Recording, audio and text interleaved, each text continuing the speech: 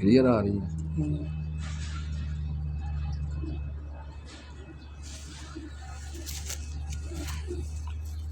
ਇਹਦਾ परसों बच्चा बैठा है 6:31 ਦੇ 1.5 पर ਦਾ ਬੱਚਾ ਇਸ ਕਬੂਤਰ ਦਾ ਇੱਥੇ ਮਹੱਲੇ ਬਾਗ ਵਾਲੇ ਮੇਰੇ ਭਤਰੀਏ ਦੀ ਛੱਤ ਤੇ। ਇਹ ਕਬੂਤਰ ਦੇ ਭਾਈ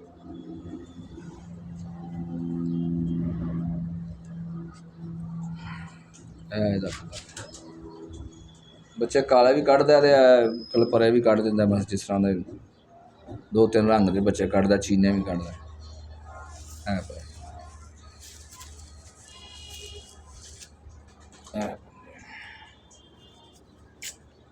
लो ठीक है।